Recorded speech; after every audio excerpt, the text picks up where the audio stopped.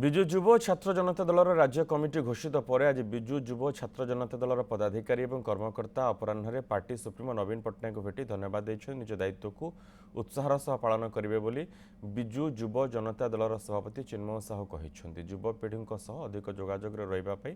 विजु युव जनता दल रणनीति करिछि से कहते लोक मैंने जो भाव में जंत्रणा सह देकी गति करुँच किपरि भाव में लोक मानकर कि स्वर हो पारे लोक मानकर समस्यार समाधान करें एवं जो प्रतिश्रुति देकी ये सरकार क्षमता को आसला आज जोटा को प्रतारणा परिणत कर लोक मान पाखे पहुँचा एवं पुनर्बार